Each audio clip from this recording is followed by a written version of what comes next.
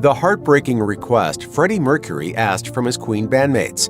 The hobby you most likely don't know he had. One of his closest companions speaks out. On stage, Freddie Mercury was flamboyant and extroverted, but offstage was a different story.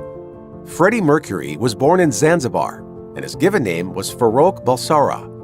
When he was enrolled in St. Peter's School, he was already asking that his classmates call him Freddie. It was, after all, much preferred to the nickname he was given, Bucky. The boarding school was located in Maharashtra, India, and Mercury enrolled when he was 8 and left when he was 12. According to the Better India, it was at that school that someone outside of his family first realized what a talent for music he had. Even then, he could instantly perform songs that he had just heard for the first time. But Mercury was far from the commanding presence and the showman he would become later. When the Hindustan Times spoke with some of his former classmates in 2018, they remembered a shy boy who was picked on mercilessly for his teeth. One classmate recalled, "He was shy, but never a nobody." After boarding school, Mercury moved back to Zanzibar. Shockingly, it wasn't until around 2015 that that same classmate realized the rock legend that was Freddie Mercury was the same person he'd called Bucky in school. I'm a big ham, really. I just get on that stage and do it. When Freddie Mercury kicked off his musical career by joining a band called The Hectics, he was still at boarding school. The group performed covers of some of the massive American and British hits of the day, putting their spin on artists like Elvis and Little Richard. Many of Mercury's musical idols were all black or white, and that put the young, aspiring star in something of an odd position. Singer-songwriter Leo Callion summed it up like this: "There's no room for brown people in the Western music industry," and Freddie kind of knew that. He was smart enough to know that he basically had to masquerade as a white man to succeed. Brian May agreed, saying that it was after he had decided to try to break into the music business in London that he stopped going by his last name of Bulsara and adopted the name Mercury. While Mercury himself hadn't spoken openly about the racially driven discrimination and prejudice he may have faced, May's insight into his longtime friend is undoubtedly pretty accurate. May explained to BBC, "The Bulsara person was still there, but for the public, he was going to be this different character, this god." Queen and Freddie Mercury were in their heyday during the 1970s and 1980s, and that's some important context for understanding why Mercury never spoke about or confirmed his sexuality. Although he was frequently seen in the company of both men and women, he never addressed his romantic life in a public way. That's not entirely surprising for a few reasons. And while no one can be sure exactly why he remained mum on the topic, there's a safe guess. At the time, the world was still wildly homophobic. In the 1980s, there was something else going on, the AIDS crisis. AIDS and HIV were still not understood and condemned as a gay cancer. Mercury didn't seem to talk about it much privately either. The closest conversation that has come to light is one that he had with Mary Austin, a woman he dated and was engaged to before they called off a romantic relationship in lieu of a lifelong friendship. Even she has said that she always thought he was gay, but he told her that he was bisexual. I think I'm bisexual. When the Freddie Mercury biopic Bohemian Rhapsody hit theaters, everyone had an opinion. The Los Angeles Times says the movie was condemned for only touching on Mercury's relationships with men and with his parents. But there's actually a good reason for the omissions. Mercury kept those things private. He kept them so private, in fact, that he never told his parents that he dated men. When they asked him about a man who was living with him in London, he explained the man's presence by telling them that he worked for him as a gardener. And that kind of makes sense. His family was both Indian Parsi and practicing Zoroastrian.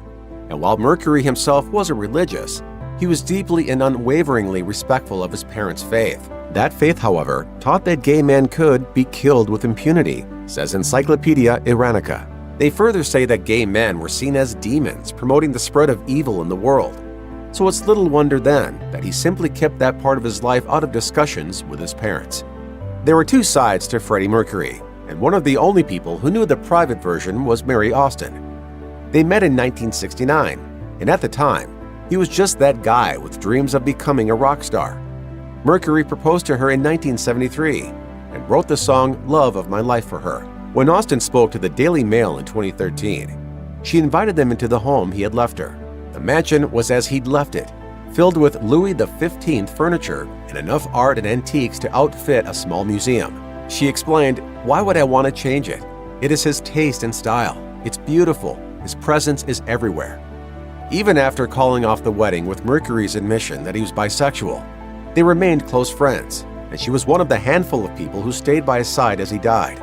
She shared a poignant memory of sitting with him during some of his last days, watching videos of some of Queen's concerts. Freddie Mercury and Jim Hutton met in the 1980s. The first time Mercury offered to buy him a drink at the London nightclub called Heaven, Hutton declined. It took another year and a half and another offer of a drink before they connected and started dating. A few years later, Hutton was at his side as Mercury died. Hutton was at his side for some monumental events before that, like Live Aid, and some wonderfully ordinary events too. The Freddie Mercury that existed apart from the force of nature that was on stage was incredibly different. Hutton once described their home life in Vanity Fair. I'd get in from work, we'd lie together on the sofa, he would massage my feet and ask about my day. Mercury was diagnosed with AIDS in 1987, and Hutton remained at his side. His book, Mercury and Me, was a tell-all about their relationship.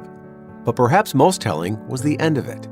The last time he saw Mercury was a few days before his passing, when he asked Hutton to help him downstairs to look at the artwork that still hangs there. Hutton did help him, promising to carry him if he needed to, and Mercury sat and looked at the pictures in the spotlight. He simply said, "Oh, they're wonderful."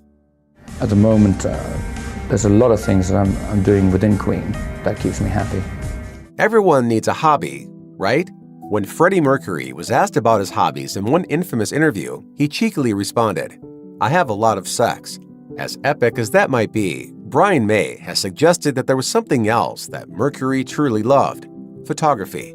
In 2017, May released Queen in 3D, which was a passion project that was pretty close to his heart. He had already assembled a massive collection of stereoscopic photos, which are photos that appear in 3D when viewed through a certain device. The book contained hundreds of never-before-seen photos, including one of Mercury taking a picture of May, who says it's one of his favorites. When he appeared on the British One show, he talked a bit about how passionate Mercury was about the art form, saying, He used to take masses of Polaroids of all his friends' portraits and then give them all away. But he loved his photography, yeah. When Brian May released his book Queen in 3D, it meant looking back through scores of photographs. He told people that he hadn't entirely been prepared for the memories it brought back. You remember what was around you, but you also remember what was inside you. He also spoke a bit about what Freddie Mercury was like once he stepped off the stage, telling the outlet, "We were very normal with each other, if normal is the right word." Freddie was an extrovert on stage, as we all know, but he was very shy in his private life and liked to be private. He liked those moments of just having a couple close friends around. May's lumping himself in with just a few good friends doesn't seem to do the relationship justice, though, as other comments suggest it was just as strong and private as it was on stage. In 2021, May spoke with The Guardian ahead of the release of his solo album. He said that the time around Mercury's illness and death was devastating. "I felt like life was over. I was very close to driving off the bridge several times, very close." But he says that now there's a feeling that Mercury never left them, that he's still there in spirit and still in their daily thoughts. Offstage, for better or worse, May told Today, "We were like brothers. We still are." When Rolling Stone took a look at what had been going on behind the scenes of Freddie Mercury's life in the 1980s, they said that it had been a long list of one-night stands, nightclubs, drugs, and alcohol. The magazine wrote that it's unclear just when Mercury contracted AIDS, but according to DJ Paul Gambaccini, Mercury had known the risks and said, "Darling, my attitude is screw it. I'm doing everything with everybody." I don't give a damn. I want to do things my way, and I want to have fun. Mercury had his first AIDS test in 1985.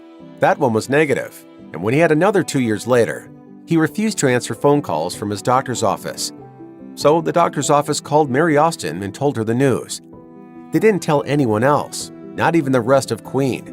Brian May has said they knew something was going on, but exactly what, Mercury consistently refused to say. He even went as far as denying the rumors that were already circulating. That said, it wasn't until 1989 that Mercury had a sit-down with the rest of Queen. Mercury told his bandmates, "You probably realize what my problem is. Well, that's it, and I don't want it to make a difference. I don't want it to be known. I just want to get on and work. I'd like you to support me in this." It was the only time they ever talked about it. Freddie Mercury was diagnosed with AIDS in 1987, and his final years were an attempt to push himself as far as possible, to make music that would live on long after he died. Jim Hutton would later say that if Queen hadn't had that last album and those final songs to record, Mercury would have died much sooner than he did. Brian May told Rolling Stone, "Freddie said, 'Write me stuff. Keep giving me words. I will sing.' So they did, and he did. The Show Must Go On was written by May, who has said that he was very aware of the fact that he was writing words that the incredibly shy singer couldn't find to say on his own. May said to Rolling Stone, "Sometimes Freddie wasn't able to vocalize, and I think Roger and I kind of vocalized for him in writing some of the lyrics." Mercury left the recording studio in September 1991, and May's wife, Anita, would later say that he had told her that when he could no longer sing, he would die. And that's exactly what happened. He stopped taking medication, turned away nearly everyone who tried to see him, and released a statement on November 23rd confirming that he had tested HIV positive. The following evening, Hutton and Mercury's assistant were getting ready to change out his blankets when they found he had passed away.